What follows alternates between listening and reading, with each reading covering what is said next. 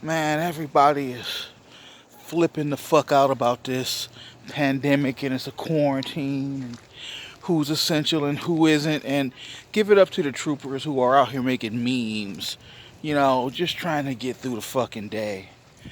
But here I am. We're still in quarantine, kind of, sort of. Like my life personally hasn't changed very much since we decided that this is what we were doing and the world went fucking nuts. My life hasn't changed a whole hell of a lot.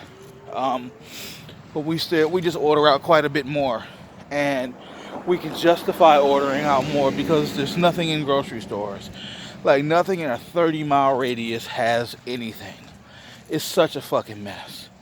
I was taking out the trash the other day, and a lady was getting tissue out the back of her car. And I was just like, wow, you actually found tissue? She's like, yeah, I had to drive out to Yuba City. And I was like, what the fuck? Like, I don't know how far Yuba City is from here, but I know it's further than I'm willing to go to wipe my ass. Like, we went to the grocery store and immediately realized there was nothing. As far as tissue is concerned, we don't have any, but also, we got napkins. Like they right where the tissue used to be was a whole pack of napkins, and it's like, come on, man, I can't have first world problems. All right, here we are. We out of tissue. Fucking napkins will work. Wipe your ass. Our apartment complex is being very generous, and they're not saying don't worry about the rent, but they're saying we'll work with you, and we understand, which is nice. But there's certain paperwork that you have to get in. Now, financially, Asia and I have not been affected by the coronavirus, with the exception of we have to order out quite a bit more. But other than that, we have not really been affected by this. But it's sure not gonna stop me from milking it. I already got an email already set up just so we can give them less. And honestly, it's a cheap ploy. It's a cheap ploy to move. If they do hit us with this stimulus package like they say they are, and everybody's going to get a certain amount of money, like we want to take that with the money that we aren't giving for the rent and just move. You know, just fucking move. Like, what are they going to say? So that's where I am, and that's pretty much the plan. Like, I will, if we can scrounge up enough to move, we will. And I'm not saying I don't want to pay my landlords, but I also don't want to have this overwhelmed feeling of how the fuck are we going to take care of everything. Like, it's going to be a minute before we can take care of things. Like, it's going to be a minute before the world goes back to normal. And even after the world goes back to normal, you're going to have to understand, like, for example,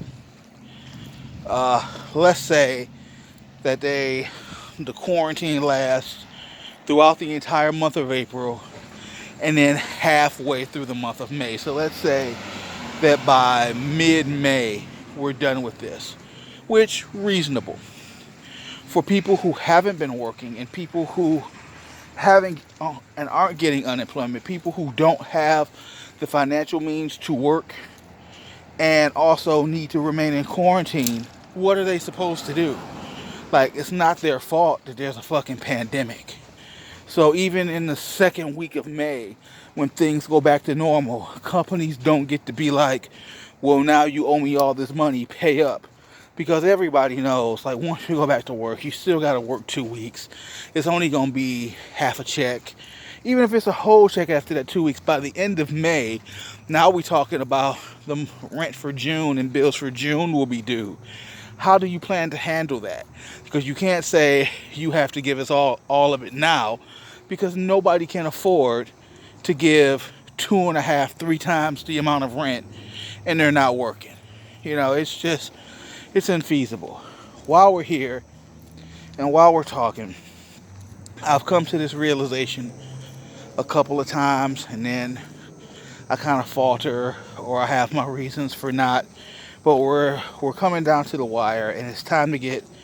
I can't keep pussyfooting around. I'm just gonna go back to work.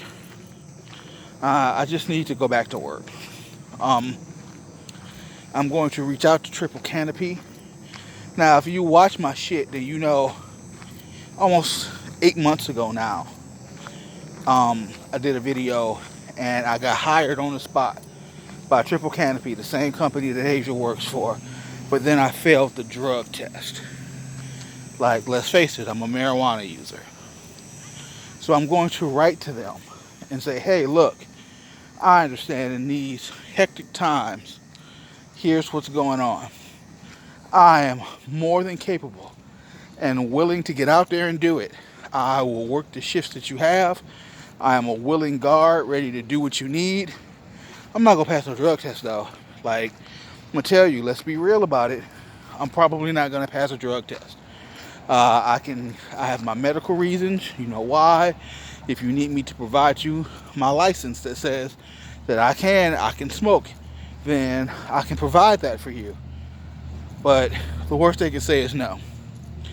And also, I need to get on it and call my captain because they're essential. And I need to be talking to somebody about going back to work. Like, for real. Like, it's about that time. And it's time to stop pussyfooting about, like, Power Morphicon is coming up. And by then, I'm expecting everything to be back to normal. You know? I want the world to be just fucking normal. But I say that, but I doubt the world will ever be normal again. Like, what we were, we're not that anymore. Like, it's just going to be different now. Like, post-pandemic. But also, it's real easy to say, and then in 6 months, shit's right back to normal, and we're just assholes to each other again. Go figure. Well, we here now, so let me go knock this out.